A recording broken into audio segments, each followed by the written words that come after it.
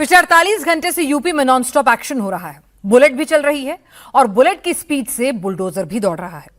और अब योगीराज में माफियाओं की मुनादी का काम भी शुरू हो गया है। योगी की फोर्स और योगी का सिस्टम दोनों यूपी की सफाई में लगे हुए हैं। अंबेडकर नगर में तो एसटीएफ ने यूपी के सबसे कुख्यात डकैत असीम अली को ढेर कर दिया है। यूपी में 10 से ज्यादा हाफ एनकाउंटर हुए हैं और अब यूपी इसका इंपैक्ट भी देख रही है।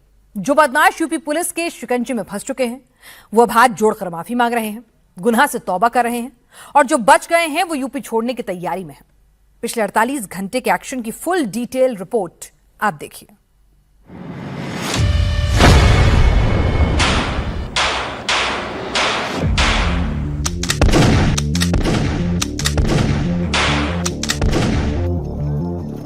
यूपी में अगर कोई गोली चलाएगा तो गोली का जवाब गोली से ही पाएगा।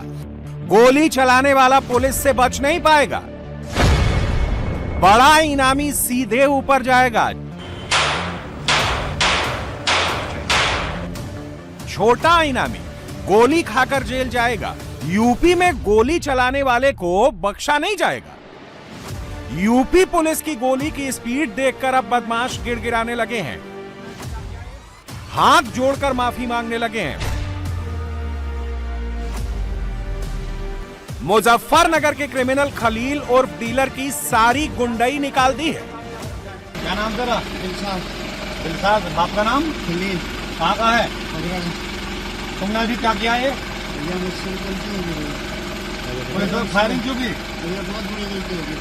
क्यों की? क्या कर रखा है? तुमने अपराध क्या कर रखा है?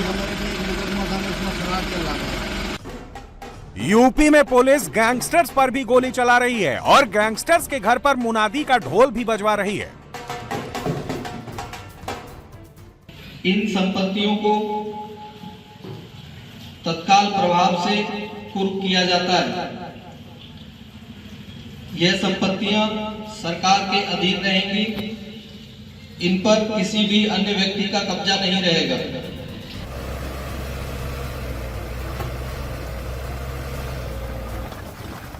यूपी में बुलेट रॉकेट की स्पीड से और बुलडोजर बुलेट की स्पीड से चल रहा है।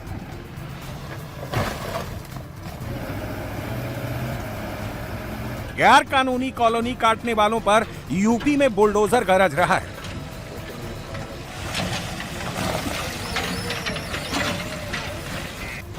यूपी में चुनाव से पहले योगी यूपी को सेफ एंड साउंड बना रहे हैं। अपराधियों को राइट एंड लॉ ऑर्डर को टाइट कर रहे हैं और योगी का पूरा सिस्टम इसी मिशन पर लगा हुआ है। यूपी में बंदूक, बुलडोजर और ढोल सब चल रहा है, सब बज रहा है। ऑपरेशन यूपी के सभी 75 जिलों में चल रहा है। हिस्ट्री शीटर, माफिया, बदमाश, तस्कर, गुंडे, चोर, डकैत सब रेडार पर हैं। नंबर भूमाफियाओं का भी लग रहा है। यूपी में योगी राज का नियम बड़ा सिंपल है, जितना कायदे में रहोगे उतना ही फायदे में रहोगे। लेकिन जैसे ही कायदे से बाहर जाओगे, ज्यादा फैंटम बाजी दिखाओगे तो फिर यूपी में ठोक दिए जाओगे। ये योगी की पुलिस की पिछले 48 घंटे की बुलेट एक्शन रिपोर्ट है। 48 घंटे में योगी की फोर्स ने 7 जिलों में ऑपरेशन को अंजाम दिया है। बड़े बदमाश को फुल डोज और छोटे बदमाशों को बुलेट का हाफ डोज मिला है। अंबेडकर नगर में पुलिस ने बदमाश का जहन्नुम का टिकट काट दिया है। मुजफ्फरनगर, बागपत, बहराइच, नोएडा, वाराणसी और कासगंज में इनामी बदमाश को गोली के बाद पहले अस्पताल और फिर जेल भेजा गया है। यह अंबेडकर नगर का मोस्ट वांटेड गैंगस्टर असीम अली उर्फ विक्की है। असीम अली यूपी में रहमान डकैत बनने की कोशिश कर रहा था।